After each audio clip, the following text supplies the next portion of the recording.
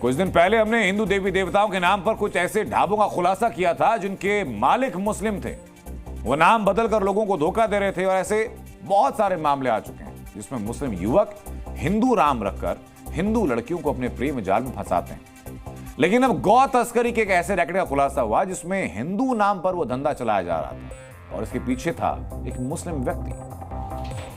आज छत्तीसगढ़ की राजधानी रायपुर में सलीम नाम के कबाड़ी के अवैध कब्जे पर प्रशासन का बुलडोजर चला। सलीम ने सरकारी जमीन पर अवैध कब्जा किया था। यहां उसने एक यार्ड बनाया और इस यार्ड में मवेशियों की तस्करी में इस्तेमाल होने वाली गाड़ियां छिपाई थी। सलीम का दिखावटी काम कबाड़ी का था, असली काम था गौ तस्करी का। सलीम को करीब से जानने वाले उसे मिश्रा जी गौ तस्कर कहते थे। वजह यह कि वो मिश्रा जी के नाम से गौ तस्करी का धंधा चला रहा था। यह सलीम का पूरा वर्क ऑर्डर था कि दिखावटी काम था कबाड़ी का, नाम सलीम, लेकिन गौ तस्करी करने के लिए नाम रखा था मिश्रा जी। और जो जानकार थे, जो गौ तस्करी के काम को जानते थे, वो कहते थे कि ये मिश्रा जी हैं गौ तस्करी वाले। सलीम का मोडस ऑपरेंडी था। बहरहाल सलीम कबाड़ी का मुख्य धंधा गौ तस्करी ही था जो वो अपने बेटों के जरिए करता था। उसने गौ तस्करी के धंधे में खुद को मिश्रा जी बताया था ताकि दुनिया भर में एक हिंदू व्यक्ति को गौ तस्कर के तौर पर पेश किया जा सके।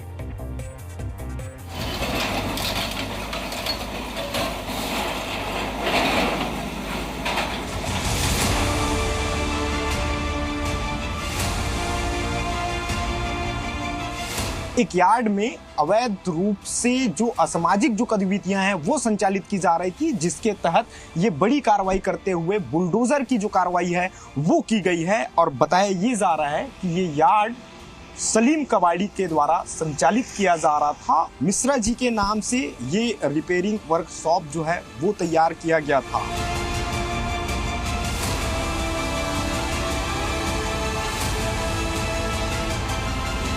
ये देख सकते हैं कि इस ट्रक पे किस तरह से जैसे मवेशियों की जो तस्कर जब तस्करी करते हैं या मवेशियों को एक जगह से दूसरी जगह लेके जाते हैं, तो ऐसे ही अंदाज में जो तिरपाल है वो बिछाया जाता है और साथ साथ कुछ गैप भी दिए जाते हैं जिससे मवेशियों को ऑक्सीजन मिल पाए। अब फिलहाल पुलिस पूरे मामले की जांच में जुटी हुई है और जांच के बाद ही स्पष्ट हो पाएगा और किस तरह पुलिस इस मामले में कार्रवाई करती है। कैमरा पर्सन नरेश नौरंग के साथ राजेश निषाद, जी मीडिया, रायपुर। मैं जब आज ऑफिस आया तो ऑफिस के ग्राउंड फ्लोर पर मैंने डिजिटल अटेंडेंस लगाई। बुलेटिन करके जाते वक्त साइन आउट करके जाएंगे और ऑफिस के सभी लोग सारे कॉर्पोरेट ऑफिस में, कंपनीज में, सरकारी दफ्तरों में इसी नियम को, इसी सिस्टम को फॉलो करते हैं। वो इसलिए ताकि पता रहे कि आप जब ड्यूटी पर पहुंचे या ऑफिस पहुंचे तो किस वक्त पहुंचे और जब ऑफिस से निकलेंगे तो किस वक्त निकलेंगे। कल डीएनए में हमने आपको यूपी के एक टीचर की रिपोर्ट दिखाई। जब डीएम ने छापा मारकर उनका मोबाइल चेक किया तो पता चला कि स्कूल में तो थे लेकिन घंटों से व्हाट्सएप और यूट्यूब में बिजी थे। यूपी के स्कूलों में डिजिटल हाजिरी लगाने के पीछे सरकार की इतनी इल्तजा है, ये दरख्वास्त है कि टीचर समय से आए, समय से जाएं। लेकिन शिक्षकों के एक वर्ग ने इसे प्रेस्टीज इश्यू बना दिया। खुला चैलेंज दे रहे हैं कि डिजिटल अटेंडेंस नहीं लगाएंगे। फैसले के विरोध में टीचर प्रदर्शन कर रहे हैं, क्लासरूम में काली पट्टियां लगाकर पढ़ा रहे हैं और साफ कह रहे हैं कि वो रजिस्टर पर साइन करने वाला सिस्टम ही फॉलो करेंगे। आज सीएम योगी आदित्यनाथ इस पर 2 एक्शन ले चुके हैं। पहले एक्शन में सीधी चेतावनी दी गई, निर्देश दिए गए कि डिजिटल हाजिरी नहीं लगाना विभागीय आदेश का उल्लंघन होगा। 3 दिन डिजिटल अटेंडेंस नहीं लगाई तो वेतन भत्ता रोका जा सकता है। आदेश का लगातार उल्लंघन करने पर अनुशासनात्मक कार्रवाई भी हो सकती है। योगी सरकार का दूसरा एक्शन थोड़ा सॉफ्ट है। सरकार ने अफसरों की एक डिजिटल फोर्स बना दी जो स्कूल जाकर शिक्षकों को समझा रही है कि डिजिटल हाजिरी लगाना अच्छी बात है। शिक्षकों का कंफ्यूजन भी दूर कर रही है। तो आज जी न्यूज की टीम भी इस फोर्स के पीछे कई स्कूलों में पहुंची।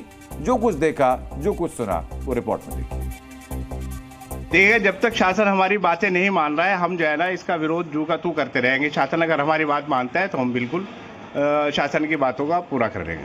आपने अटेंडेंस लगाई आज? जी, मैंने अटेंडेंस और वैसे लगाई है रजिस्टर में। डिजिटल हाजिरी क्यों नहीं लगा रहे आप लोग? डिजिटल हाजिरी के लिए देखिए, जब तक हमारा संघ हमें ये नहीं कहेगा तब तक हम हाजिरी नहीं लगा पाएंगे। शिक्षक और संगठन की जानकारी है वो लोग भी डिजिटल अटेंडेंस लगा रहे हैं? नहीं लगा रहा कोई सर।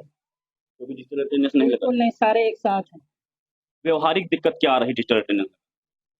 सर शिक्षकों से बहुत सारे काम लिए जाते हैं, जिसमें अब हम लोग अकेले अकेले भी हैं, स्कूल देखें, बच्चे देखें कि और अदर काम करें।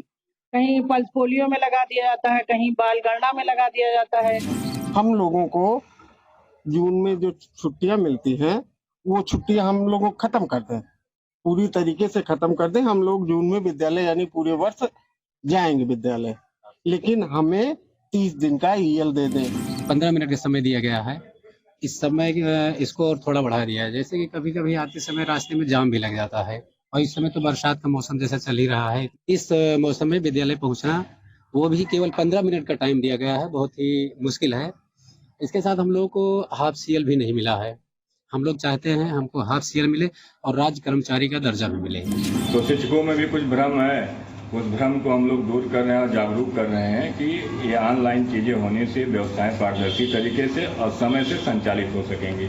तो पूरी उम्मीद है कि हमारे शिक्षक इसमें सहयोग करेंगे। हम अगले एक हफ्ते में शिक्षकों की ऑनलाइन हाजिरी, एमडीएम पंजिका, छात्रों की उपस्थिति का हम रिजल्ट देंगे और हमारे शिक्षक और हमारी पूरी टीम इसमें सफल होगी।